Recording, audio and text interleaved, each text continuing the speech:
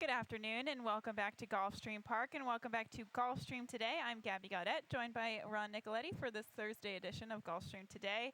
And welcome back where we have 10 races on tap this afternoon and we're on the turf, a couple different rail settings here this afternoon too. But a good day on tap and a good couple of cards leading into this weekend as well. Yeah, we got a couple of nice carryovers we want to tell you about. And looks like the track yesterday playing 2-speed on the main track. See if that's going to happen again today. We shall see here this afternoon again. Yeah, the main track was a little bit on the faster side yesterday. We saw speed holding pretty well. One of my favorite races on yesterday's card, though, was Tapitation getting another victory there versus Argod. But some nice races yesterday, and hopefully we can continue on to today. Taking a look at the carryovers this afternoon, we do start the rolling super high five. That's $1 bet.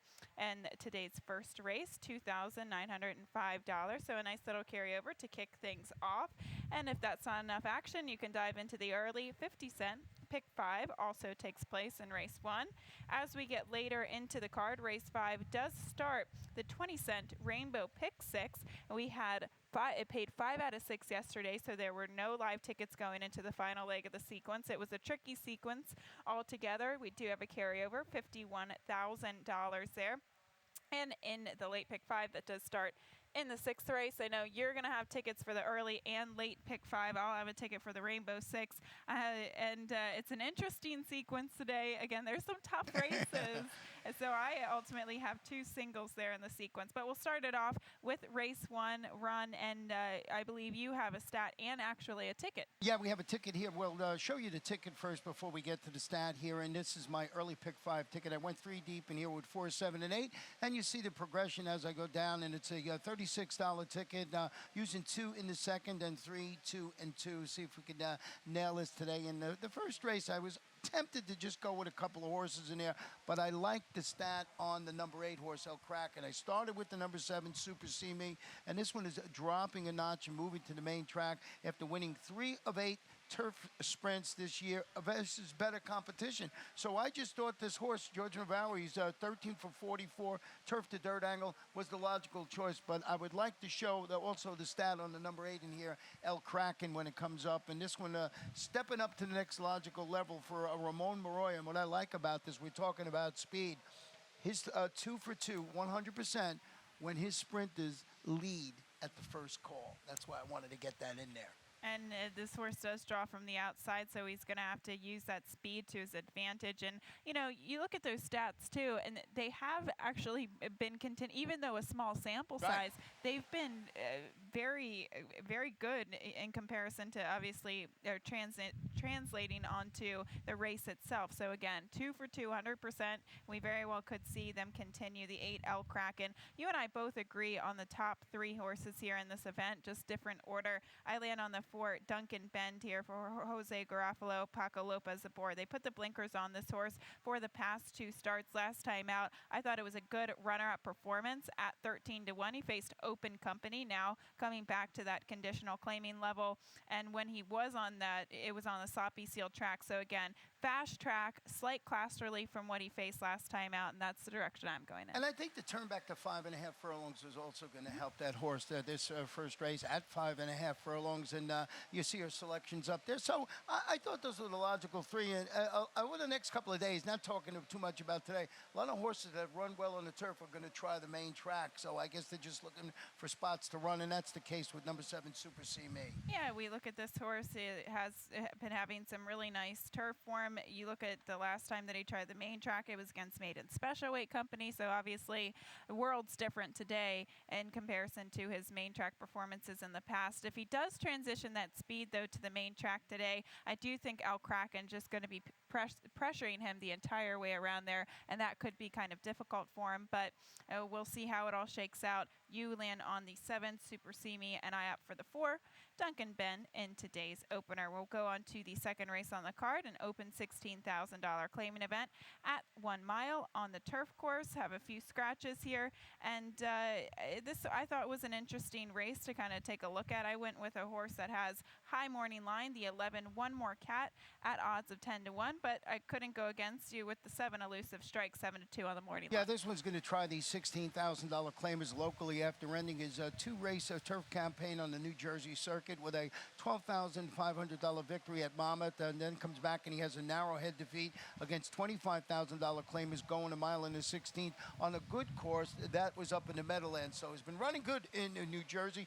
The only knock on the Jerson Service trainee, 0 for 11 record on the Gulfstream Park turf. He's at 11 races here, no wins, 2 seconds and 5/3. But I think the level here is more important than him not winning yet on this turf course. Yeah, you look at who he was facing in the past when he was here at Gulfstream, and they were much, much tougher company, stakes company, in fact, even graded stakes company. So now that he's going against the open 16,000, sometimes you do see horses like this who just continually start to kind of step down the claiming ladders here. And I'll go with a horse who's been very consistent at similar levels, and that's the 11 One More Cat. I do like the fact that you use this horse in your exacta because he has been facing similar company, a subpar performance last time out. But if you go back to some of his races here at Gulfstream, he's a 2-time winner at Gulfstream, and some of the races, especially his third most recently in the beginning of October, was against allowance optional claiming company. So I think, if he has to get a good trip, a good ride, but I do think that he could maybe upset. Yeah, and his last race at Gulfstream Park West turned out to be sort of a key race in there. A couple of horses that were in the race come out to win their next start. So I think that's a good price on him. We had a couple of scratches in here, as you mentioned, so might change the line a little bit in here because I thought a couple of the scratches in here were logical contenders, especially the two Cozy Kitten. I like your 14 Yari to the outside for Jane Sibeli. You use in the trifecta. I was just about to throw this horse in. I opted for the 13 Charlie the Boss instead. But he's got speed from the outside. He very well could get a nice early position, and he's been very consistent. You have to like his turf record, a 5-time winner. Yeah, 5-time winner. And I also want to note that the rail setting today in the second race will be at 115 feet. So we'll see how this race plays out. I think that we have some of the logical contenders up there. If you're starting an early pick 4, a little deeper here, I think this race is wide open, and, especially with the scratch of the second choice in there, and that's Cozy Kitten. I agree with you. We'll go on to race 3, a maiden 12,500 condition going out to the main track at 5.5 furlongs. And this is another head scratcher. We have the 5 Shameless Lass, who really could win this race, but he's unproven on the main track. He has some decent workouts on the main track. Drops from maiden special weight level to the maiden 12,500. He's clearly the one to beat. Do you try to beat him? By no means. If I'm playing the early pick 5, is this one that I might single, though? Well, this one is debuting locally after that promising 12-5 career debut at Woodbine. And, yeah, I don't know about singling him here. He's, on the synthetic track in June when she finished second beating a length. Let's go back to the stats we've been following over the last couple of days with synthetic to the main track. And this one by trainer William Theranos is 5 for 21. That is a 24% with synthetic to dirt angle. We had one win yesterday. We had one go from synthetic to the turf and win yesterday. So an angle that seems to have been okay.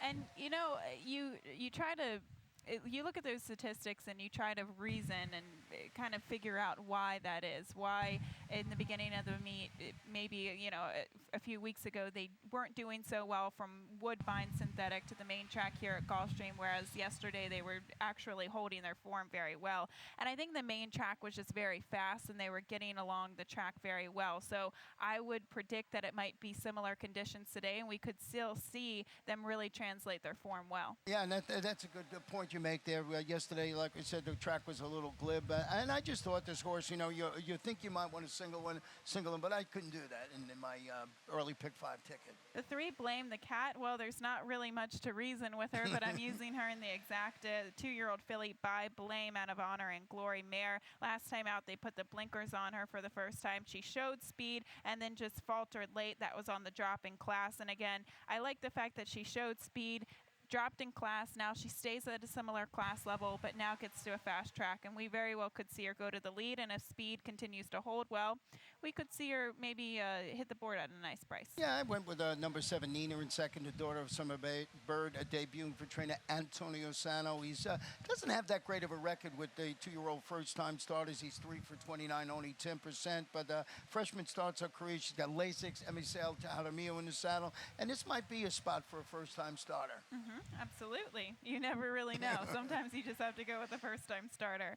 We'll take a look at race 4 on the card. 6 furlongs onto the main track and scratch the 8, the long walk in here. And the 4, Bucati, is going to be the horse to try to beat 2-year-old By Tail of Bucati for Barclay Tag, and is coming off of some decent maiden special weight performances, now dropping to the maiden 35 level. Do you try to beat him? I'm trying to beat him with the 3 He's Cotton, and it looks like you are too. Yeah, I did not use this horse on my ticket. He's also getting first-time Lasix this afternoon. I like the number 7 in here, Totally Evil. Turn it back to a sprint distance on the main track after stalking the pace and fading late. Finished 6th as the favorite. A recent pair of route races on the turf. Stanley Gold, he's 25% with the turf to dirt move this year, so I respect the connections and try and beat this horse, who probably is the logical contender in there. We're talking about the 4, but I went the other way with Totally Evil. All right, the 3 He's Cotton. This is an interesting one. We'll take a look at his. I'll take a look at his most recent dirt performance. Obviously, when he debuted against Maiden Special Weight Company. Now it's hard to tell on the replays, so I'll just kind of talk about it. He was squeezed back coming out of the gate, and then kind of took a couple awkward steps coming out of the gate. Just didn't look very comfortable. After that, they dropped into the maiden $50,000 level at Gulfstream Park West and tried the turf. Now the blinkers go on and they stick him at sprinting on the main track. But that race actually proved to be very productive when he did sprint in debut on the main track at Gulfstream Park West. The winner actually ran very well, 73 Beyer speed figure. Recently, a couple of those horses actually came out and broke their maiden in their immediate next start. So I think that in terms of the maiden 35 level versus that maiden special weight level, it's a pretty significant class drop. Yeah, and he also got bumped a little bit going into the first turn in that last race, so I think the blinkers are a key for this horse to keep straight and true today. Absolutely. Well, that's us for races 1 through 4. We're going to take a quick break, and when we come back, we're going to talk about the 20-cent Rainbow Pick 6. It's a very interesting ticket. I have 2 singles after this.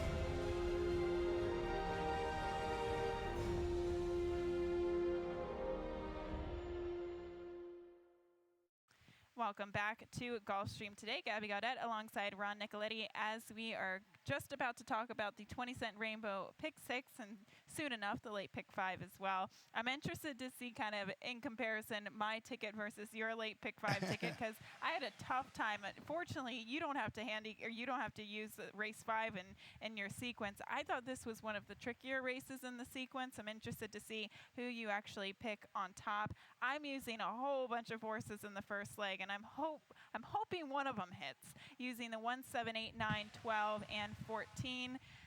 Let's hope we get past this first leg, because if we don't, that's going to be quite embarrassing. Using 3 horses in race 6, singling on the 10 in race 7, a Todd Pletcher runner will go to race 8 and 9 using 4 horses, and then singling on the 12 Summer Bird in today's finale. So let's talk about race 5 here, and again, $57.60. So that's kind of the strategy here. In the sequence, I like those 2 horses, my 2 singles, best.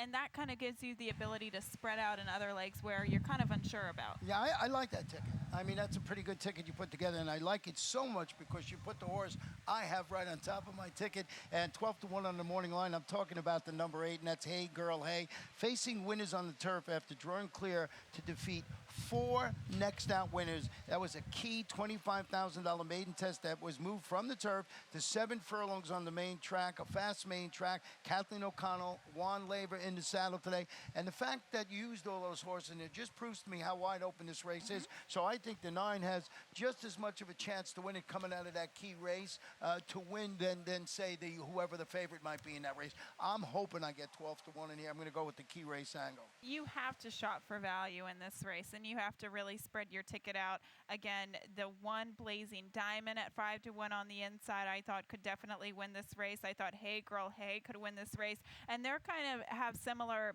circumstances where the one Blazing Diamond, although she has stayed on the turf in the past few starts, she dropped down to a maiden claiming level and won by open lengths on the turf last time out, whereas Hey Girl Hey, she's another one who, albeit has been on the dirt, she dropped down to a maiden claiming level and she won by open lengths. So we could easily see that these horses just absolutely repeat now today. But I'm going with kind of the class angle here, and that's the 12 Rosebud's Tiger as the top selection. She's by in summation out of a Tiger Ridge mare, and she's coming out of an allowance optional claiming level last time out. I think this is a pretty big class relief.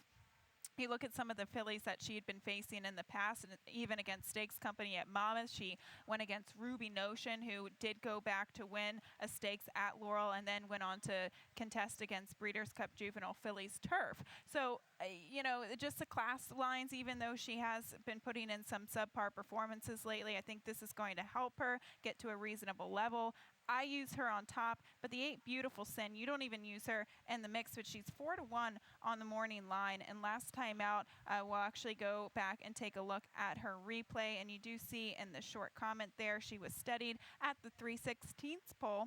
And that was very much well the case. She was going the mile against Restricted Stakes Company. And even before this, Ron, she even kind of looked like she had a high head action. She really just wasn't comfortable. She's the gray filly that's closing from off the pace. And I thought she made up a considerable amount of ground after getting into some trouble in the top of the stretch. But again, she almost looks like a filly that could even improve maybe with blinkers on, or just help give her the ability to focus a little bit more, because she's got that high head action.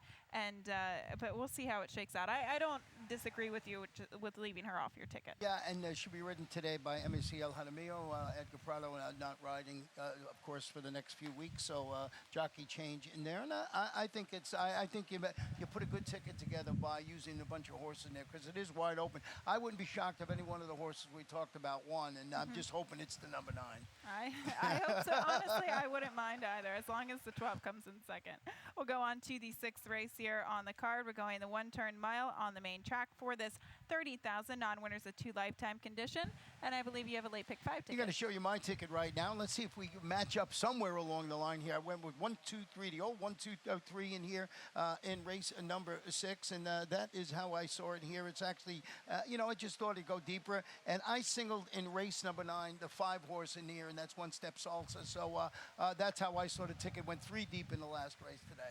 Okay, that's very interesting. So your single is on the 5 One Step Salsa. We'll talk about the 6th race to kick off the late pick 5 $30,000 claiming event. And the 2 Montige is going to be the horse to beat in here. First off the claim for trainer Joe Sharp. I try to go against this horse with the 4 Old Fashioned King, is reported as a gelding here today off of a beginning of October, a little bit of a freshening here, and had been competing against foes on the Tapeta up at Presque Isle. And this is, again, you take a look at the Tapeta transitioning to the main track here, maybe the Woodbine Synthetic transitioning to the main track, and I think it's going to be a good handicapping angle.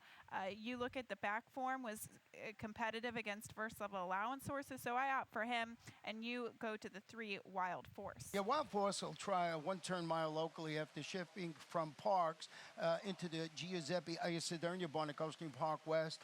Opens up this quick 4-length lead before getting beat a half length. That was going a 2-turn mile against a similar quality last time out. This, of course, today, a 1-turn mile. I just thought that was a pretty nice performance. I think they're going to learn something from that last race and maybe throttle this horse down a little bit, you know, going around the turn. And I just went with this horse that I thought that maybe could be a speed play in here, and that's number 3, Wild Force. The interesting horse in here is the 5 Summer Morn, and I do think that he's probably going to be the fastest early because he's stretching out to the 1-turn mile from those 6 furlong sprints, and I had to use him on that basis alone. He is reported as a gelding here today as well. Now, he's coming out of a starter allowance optional claiming event.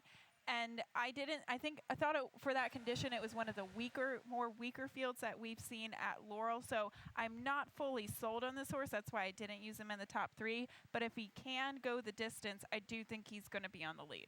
Yeah, and we both used the number 2 in here, and that is Moontiche. I think it's pronounced. How would you pronounce that? I would say Montige in here. You look at this horse's previous performances again, drop down to the maiden $30,000 level, and I like the fact that they stay at a competitive level off of that maiden score. And what about the number 10, Spring Action? This one moved to Ed Cleddy bond via the claim after encountering some traffic problems. He was hurted in that race. He finished 6th. It was against 22 lifetime claimers going a mile into 16th. Guess where? On the Woodbine synthetic surface. New connections. Javier Castellano, named on this previous winner, has won on a regular dirt track. I don't know if you call it a regular dirt track, a traditional dirt track, but a dirt track. And 4 starts, 1 win, 1 second, 1 third. So there is reason to believe that this horse will translate from that performance in Canada to a nice performance in here. Yeah, coming into this race with a little bit of consistency, always beneficial there. We'll go to the 7th race, a 1-turn mile on the main track for this maiden special weight event.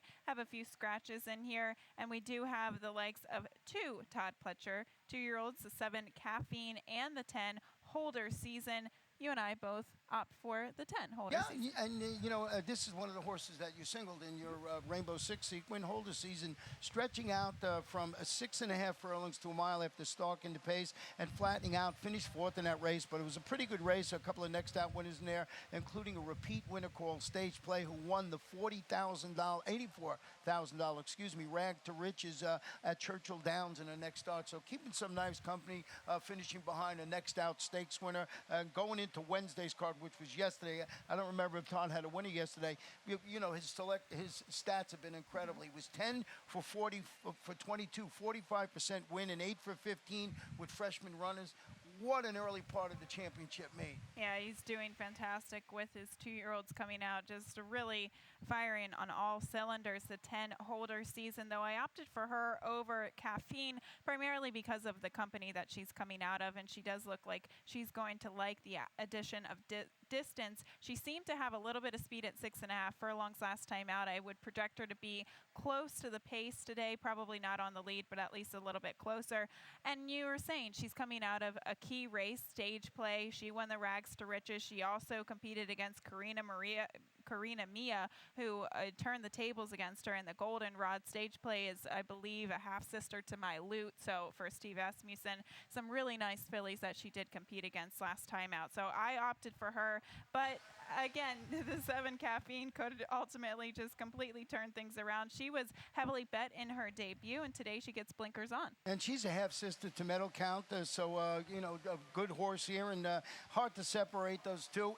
And what about the number 8, Herkimer Diamond, who is stretching out to a mile after shipping from the Belmont Turf to Gulfstream Park West, the main track, receiving Lasix, finishing 2nd, going 7 furlongs. Belmont, Luis Saez atop this daughter of Rock Hard 10. This horse got a shot to run very well in here. Absolutely. I opt for the 3 Spinstress in here for trainer Tom Albatrani. Coming in off of the freshening, she was beaten by Lewis Bay, who went on to win the Grade 2 Demoiselle. And obviously that race was very productive in its own right. I believe it was a triple key race. There were several other runners who came out in good fashion with that. So I'd use her in the mix from class purposes alone. We'll go on to the 8th race, though, going out to the turf course, 7.5 furlongs, 40 rail set at 48 feet. And, well, this was another head scratcher. Yeah, these turf races are always fun to handicap. We do have some scratches in here. I went with the number 6 horse in here, Pep the Champ.